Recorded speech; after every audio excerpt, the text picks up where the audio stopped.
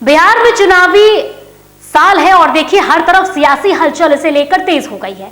किस सीट पर कौन उम्मीदवार होगा और किस पार्टी के पाले में जाएगा जीत का ताज, यह सबसे बड़ा सवाल बना हुआ है।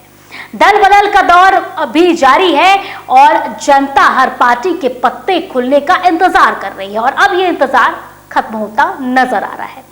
अभी भी कई सीटों पर समीकरण अधूरे हैं, लेकिन राजनीतिक दावे पेच पूरी जोर पर है। इसी हलचल के बीच कैमूर जिले की राजनीति में भी सरगर्मी तेज हो गई है। बहुजन समाज पार्टी ने, जी हां, यहां 4 विधानसभा सीटों में से 3 पर अपने उम्मीदवार की घोषणा कर दी है। भभुआ विधानसभा सीट से विकास सिंह, मोहनिया से ओम प्रकाश दीवाना और तीसरी सीट पर भी उम्मीदवार का ऐलान हो चुका है। लेकिन सबकी नजरें टिकी है चौथी सीट यानी चैनपुर पर। तो देखिए 3 सीटों का ऐलान हो चुका है 4 में से। साथ ही बताएं कि चैनपुर विधानसभा सीट को हॉट सीट कहा जाता है। वजह साफ है, यहां से जीतने वाले का सीधा रास्ता मंत्री पद तक जाता है, क्योंकि अधिकांश ऐसा ही हुआ है। यही कारण है कि सभी दल इस सीट पर जी जान से मेहनत करते हैं, लेकिन बसपा ने इस सीट पर अब तक अपना पत्ता नहीं खोला है।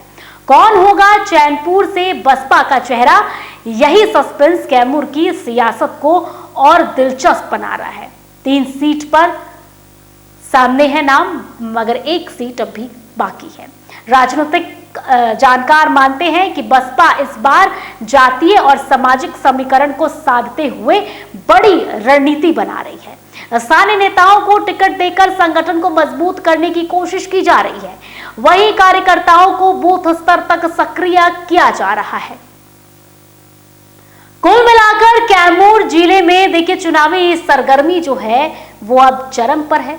जनता इंतजार कर रही है कि आखिर वह कौन होगा जिसे बसपा चैनपुर जैसे वीआईपी सीट पर मौका देती है। और जब तक पत्ते नहीं खुलते कैमूर की सियासत का रोमांच यूं ही बना रहेगा, और बनने भी क्यों ना, क्योंकि देखिए चुनाव है और वो भी बिहार जैसे राजनीतिक हलचल में जो सबसे आगे रहता है वैसे राज्य का। और जब से चुनाव को लेकर तैयारियां शुरू हुई हैं तब से लेकर अब तक राजनीतिक हलचल बिहार की तेज है। आए दिन यहाँ पर कोई ना कोई पत्ते खुल रहे हैं और ऐसे में सबकी निगाहें टिकी है 2025 बिहार चुनाव पर कि आखिरकार इस बार चुनाव में किसका पलड़ा भारी होता है, कौन गद्दी पर बैठता है और किसके सिर पर ताज सजता है। बहरहाल फिलहाल मेरे साथ इतना ही। देखिए सीट समीकरण अभी आगे भी बाकी है और पूरी तरह से सीट समीकरण अब भी आना बाकी है। ये तो महज कैमूर बसपा की तरफ से निकाली गई सीटें थी। अब देखने वाली बात होगी कि कब तक चुनावी समीकरण, सीट समीकरण जो है वो स्पष्ट रूप से सामने निकल कर आता है। फिलहाल मेरे साथ इतना ही। ऐसे ही तमाम अपडेट्स के लिए देखते रहिए ITL एक्सप्रेस।